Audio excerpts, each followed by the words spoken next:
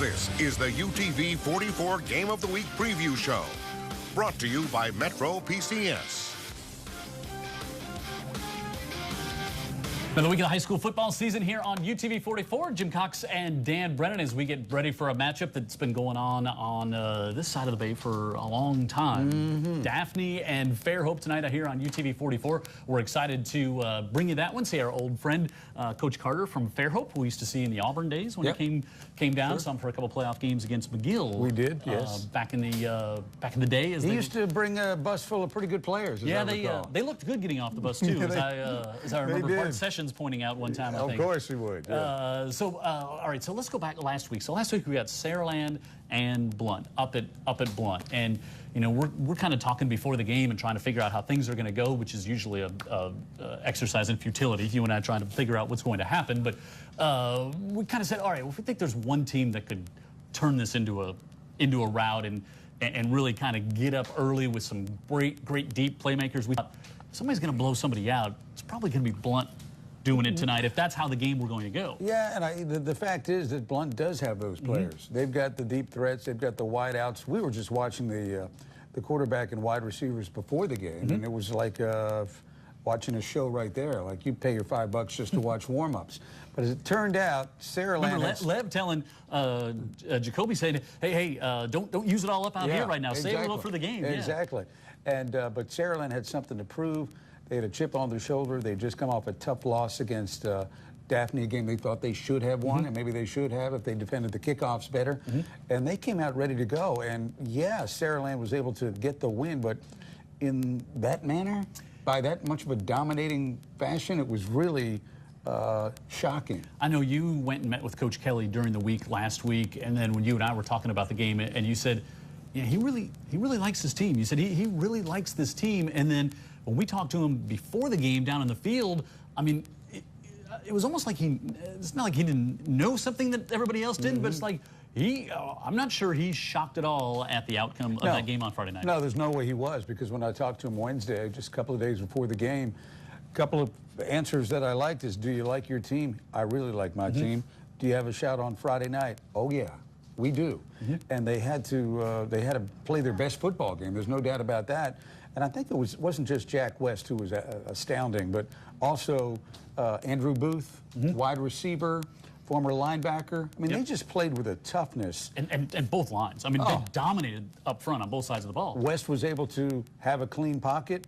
If you give a clean pocket to an okay quarterback, you might have an okay performance. If you give a clean pocket to a talent like Jack West, he's going to light some things up, and that's exactly what he did. I mean, from the beginning to the end. Vic Lockett was very excited to watch Jack West play, and he was saying that this is what all the next level scouts see. I mean, they can see things that a lot of the casual fans or us don't see. They can project where a young man will be down the road, how he handles himself, and you know, Vic, who has a great eye for talent, was saying this is what they are seeing down the road. I mean, Vic has him starting in about 6 years on Sunday afternoons, not just you know, out at Stanford, but on playing in the NFL. That's how much he thinks of the young man. Yeah, and when we watched him play, and it was nice to see him play so well in a game that meant so much. So good for Jack, good for Saraland. Blunt will be back because they've just got Lev Holly, heck of a coach, and a lot of really good players who have got to have their tails tucked a little bit. Let's see how quickly they bounce back. Yeah, glad I'm not on the practice field at Blunt this week. I think that'll be it's probably been a tough week over there for the Leopards. They'll bounce back, and they'll be there at the end of the year. We're at Metro PCS. We're on the Daphne side of the bay today. We're right here on Highway 98, right next to the Smoothie King and the great smelling Subway bread, as Tara likes to point out here. Getting ready for Daphne and Spanish Fort tonight here. Daphne and Fairhope tonight here on UTV 44. When we come back, we'll talk with our old friend Tim Carter, find out about the Pirates off to a great 3-1 start. That comes up right after this.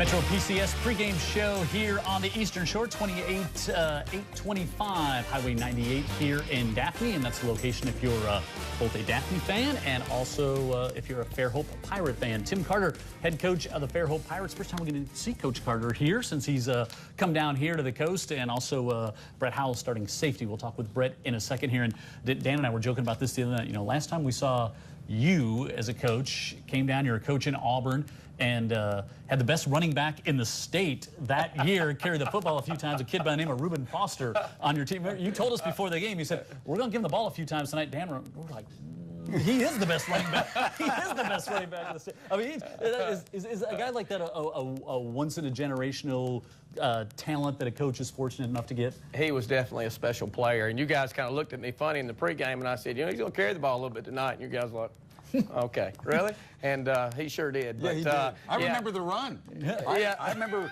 the 50-yard trap play, and he wiggled and he was gone. It was like, whoa, okay. He was, and we had a guy by the name of Rayshawn Evans on that team, and I think he's doing pretty good stuff right now. He's injured. He's coming off of it this week, I think. Yeah. But he's doing well at Alabama as well. So. All right, Coach, third year down here at Fairhope, off to a great start. Only tough loss to St. Paul's to open the season, but 3 in a row since then. And you're just saying, you know, this year you got really like your team, like your kids, like how they're competing to open up this season. Like our chemistry, I really do. 21 seniors, great amount of commitment to each other, and I think it's just really shown in the way in which we played. We've had 2 hard-fought wins versus Foley, and the other versus Theodore.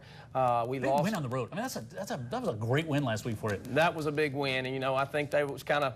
Article came out last week that Theodore was back, and they are. They were a very good football team, and that gave us a little bit of added incentive. I think we've been able to fly under the radar a little bit, but you know, now it's as you start to win games, the pressure starts to kind of mount, a good pressure. And I think our kids have deserved it by the way they've worked. They've really had a great work ethic in the off season and now into the season.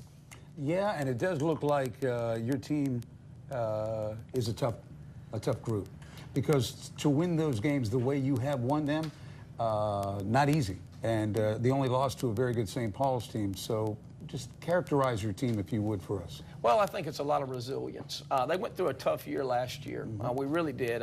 Some of it was things we couldn't control. We had a tremendous amount of injuries and a team that's already kind of limited in depth. But I just think they kind of got together, and the motto of the year was win the day. We're going to win the day. We're going to take it one day at a time. We're going to try to build this thing back. And I'll never forget the first day in the weight room when we started off-season training. They were standing at the door clapping, waiting for us when we came in as a coaching staff. And that's kind of how they have taken this and built upon it. And, you know, we still had that mentality. We had a big win last week, but we came in Monday. We were ready to go. The kids have worked hard. I think they're going to give us a great effort. I don't know if it'll be enough because this is a heck of a football team we're going up against, but I guarantee you they're going to play really hard. All right, Brett Howell starting safety. And would you get the kid the ball? I mean, he wants the ball. He wants the ball. Likes playing on that side of the ball and likes to hit people, as we talked about just moments ago as well. But it's got to feel so great as a senior to get off to the great start y'all are having so far this year. Yes, sir. It feels really good. Talk about what you see when you see Daphne, and how many of those players maybe you even know, and you know, good athletes in Daphne and Fairhope seem to know each other from about the age of 5 on up. So talk about that. Well, Chance Newman, I've known him since I've moved here, which was 4th grade, and I started playing football that year. When we moved here, my mom signed me up for a city league, and we started playing. And I met Chance Newman at actually a high school game, and we were okay. I mean, it's Fairhope and Daphne, so it's not like we were best friends. But I mean, we knew each other, and I knew some of the other players too.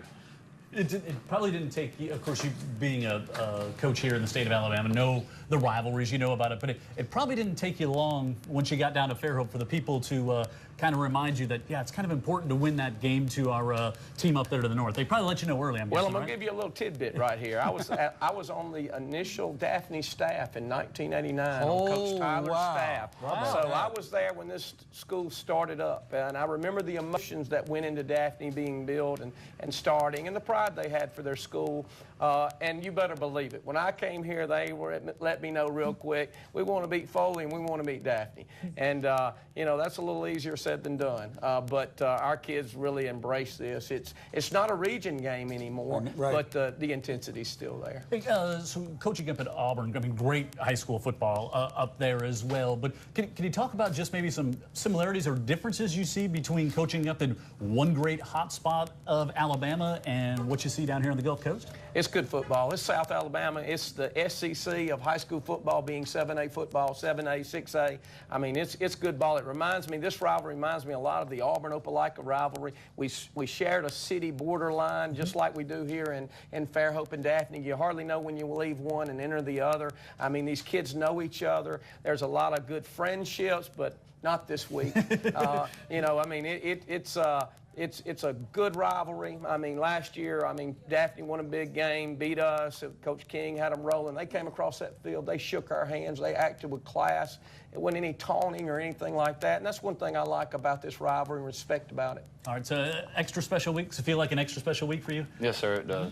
This is my senior year, and that's the one team that we've always wanted to be also with Foley. So this is the one game we are really looking forward to winning. One down, one to go for the Pirates. That's what you're saying, right? All right. Stick around when we come back. Coach Kenny King, we'll talk about the Trojan side of it. It's a big matchup tonight here on UTV 44. Can you tell why we like this guy? We're so glad. So glad he's down here coaching with us as well. There's no telling if he likes us or not. Yeah. Scott Croft, if you're watching, was getting some stories from you. He usually watches our game, and they grew up together. Big fan of high school football. Coming back, we'll talk about Daphne's side of the matchup tonight. Daphne and Fairhope tonight here on UTV 44.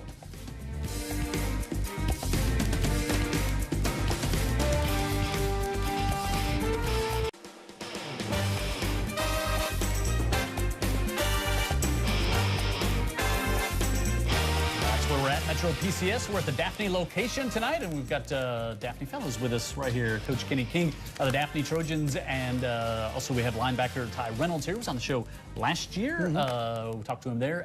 If you're a fan of Daphne, this is the spot to be. 28825 US Highway 98, right now here next to the Smoothie King in Daphne. Stop by and see the folks at Metro PCS. Daphne and Fairhope tonight, the big rivalry game here on UTV 44. The Trojans 3-1 on the season, and really still, Coach, want to talk about that defense. 28 points, it's all you've given up all year. So Dan and I have seen now 4 games as we head into week 5. I mean, the stingiest and nastiest defense we've seen, without doubt, is from Kenny King and the Trojans. Well, the Spanish Fort game, I left the press box with a limp. I was, you know, stair flights away from you. But it was one of those games that you saw and you just said, this team really, really has got a clue. They've got an edge, and they certainly, it all starts with that defensive line. Yes, sir. Defensive line has done great this year. You know, we saw their potential in the spring, and just teaching them technique, and they buying into what we're teaching them, and it's been exciting. And it frees up those linebackers to get around, run around, and make some plays. And we have a great linebacker core, you know, led by Ty Reynolds, and we're excited to have those groups. Yeah, running around making plays. That's kind of why you're here, right? Yeah, I mean, that's what you love to do on, Yes, on Friday nights. Talk about this year, where you're at this year. Last year, you got off to a bit of a slow start, then went on a great run after that, where this year you've come out of the gates and really 3-1 after your first 4 weeks playing very good football. Well, we had the new coaching staff. We put in all new plays and everything, and so we had to get used to it, and we hadn't bought in. I know we say it a lot, but we hadn't bought in until really that third Saraland game. And this year, we were already bought in from the previous year, so now we're just rolling with it. Talk about, for those who don't know the story, how you and your dad and Coach King kind of arrived all at the same time. Oh, no, we all came from Arizona, and we came from the same school. I love Coach King and everything, and as soon as he told my dad, hey, we might go to Alabama, I might get a head job, my bags were packed. My bags were packed, and I was coming. That's a big change. Not all young men at 15, 16, or 17 handle moving schools, moving to a new location. I mean, that's a new culture. Yeah, that's a big adjustment for a lot of young men. Yes, absolutely. And you know, the biggest thing is having them trust me. You know, having his father, our defensive coordinator, Coach Reynolds, trust me to move across the country to be here at Daphne, and you know, I appreciate that. And for Ty, you know, the biggest thing is I just want to make sure that I love on these guys, and they know I love them, and I'm gonna do everything I can for them. So is Coach Reynolds a great coach, or is his kid just really good?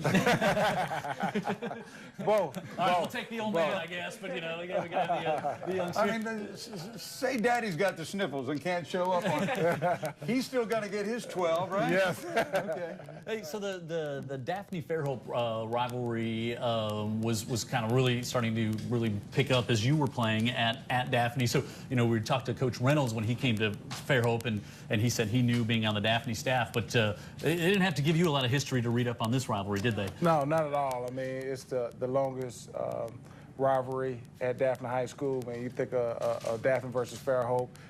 Back in my day, you know, 96 through 99, you know, it was some great games, you know. You know, it's just one of those things that when you come out and it's Pirates versus Trojans, you know, I remember going to their stadium and when they scored that cannon goes off.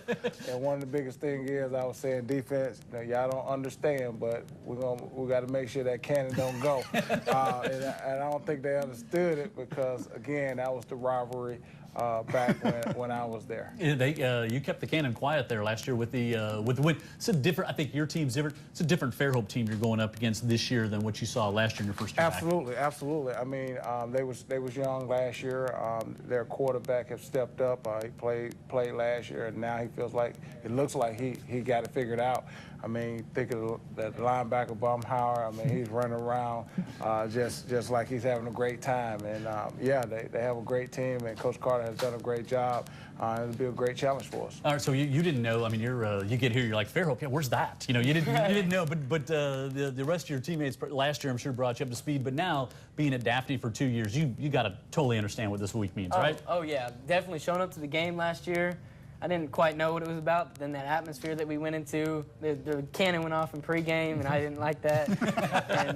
and Nobody does, except Fairhope. Exactly. And so right then and there, I understood what it was about and picked up with that. 4 weeks in, you know, got a good feel on seeing where your team is progressing each week and kind of those building blocks, putting them together for each game? Yes, yes. And I think for us, we just have to eliminate the mistakes. We have mistakes. Penalties everywhere, and we have to eliminate those and continue to play Trojan football. I mean, just, you know, the defense have to continue to, you know, bend but don't break. Offense have to go out and execute and do what we ask them to do, and we'll be successful. The defense bends and breaks legs. Hence your limp. Breaking. Hence yeah, your there's limp leaving the press box. limp just watching kids get hit. All right, Ty, good seeing you again. Coach, stick around. We'll have our silly little segment to wrap things up. We're at Metro PCS for our pregame show. 28-825 US Highway 98 here in Daphne. It's the store if you're a fan of Daphne or Fairhope. Coach Carter comes back to wrap things up with us as we get ready for Daphne and Fairhope tonight here on UTV 44.